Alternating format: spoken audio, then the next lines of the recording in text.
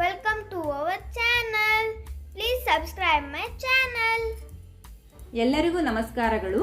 ಇಂದಿನ ವಿಡಿಯೋದಲ್ಲಿ ನಾವು 10ನೇ ತರಗತಿಯ 4ನೇ ಪಠ್ಯಪೂರಕ ಅಧ್ಯಯನವಾದ ವಸಂತ ಮುಖ ತೋರಲಿಲ್ಲ ಎಂಬ ಪಾಠದ ಪ್ರಶ್ನೋತ್ತರಗಳನ್ನು ತಿಳಿಯೋಣ ಮಕ್ಕಳೇ.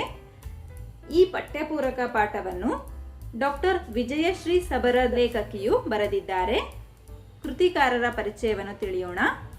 ಲೇಖಕಿಯ ಹೆಸರು ಡಾಕ್ಟರ್ ವಿಜಯಶ್ರೀ ಸಬರದ್. ಇವರ ಜನನ ಇವರು 1957ರಲ್ಲಿ ಬೀದರ್ನಲ್ಲಿ ಜನಿಸಿದರು. ಇವರು ಬರೆದಂತಹ ನಾಟಕಗಳು ಉರಿಲಿಂಗ, ಹೂವಿನ ತೇರನೇರಿ. ಇವರು ಬರೆದಂತಹ ವಿಮರ್ಶಾ ಸಂಕಲನಗಳು ಸಾಹಿತ್ಯ ಮತ್ತು ಮಹಿಳೆ, ಜಾನಪದ ಮತ್ತು ಮಹಿಳೆ. ಇವರು ಬರೆದಂತಹ ಕವನ ಸಂಕಲನಗಳು ಜ್ವಲಂತ, ಲಕ್ಷ್ಮಣ ರೇಖೆ ದಾಟಿದವರು, ಮುಗಿಲ ಮಲ್ಲಿಗೆ. ಇವರಿಗೆ ಲಭಿಸಿದಂತಹ ಪ್ರಶಸ್ತಿಗಳು ರತ್ನಮ್ಮ ಹೆಗ್ಗಡೆ ಬಹುಮಾನ, ಮೈಸೂರಿನ ಸಾಹಿತ್ಯಶ್ರೀ ಪ್ರಶಸ್ತಿ, ಅತ್ತಿಮಬ್ಬೆ ಪ್ರಶಸ್ತಿ ಪಡೆದಿದ್ದಾರೆ. ಈ ಕವನವನ್ನು ಮುಗಿಲ ಮಲ್ಲಿಗೆ ಕವನ ಸಂಕಲನದಿಂದ ಆರಿಸಿಕೊಳ್ಳಲಾಗಿದೆ. ಪ್ರಶ್ನೋತ್ತರಗಳನ್ನು ನೋಡೋಣ ಮಕ್ಕಳೇ. ಮೊದಲ ಪ್ರಶ್ನೆ, ಪುಟ್ಟಪೋರಿ ಏನು ಮಾಡುತ್ತಿದ್ದಾಳೆ?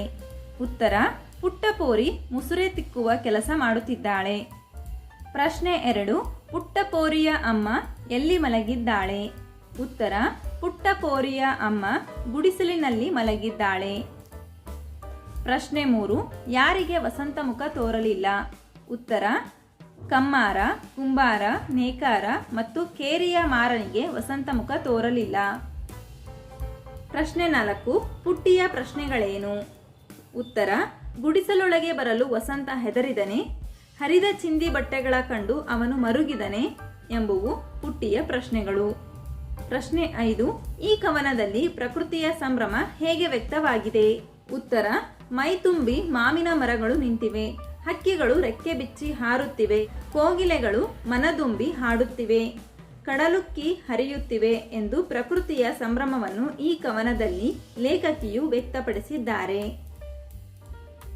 ನಮ್ಮ ವಿಡಿಯೋ ಇಷ್ಟವಾದಲ್ಲಿ ಪ್ಲೀಸ್ ಸಬ್ಸ್ಕ್ರೈಬ್ ಮಾಡಿ, ಲೈಕ್ ಮಾಡಿ, ಶೇರ್ ಮಾಡಿ, ಪ್ರೋತ್ಸಾಹಿಸಿ. Thank you.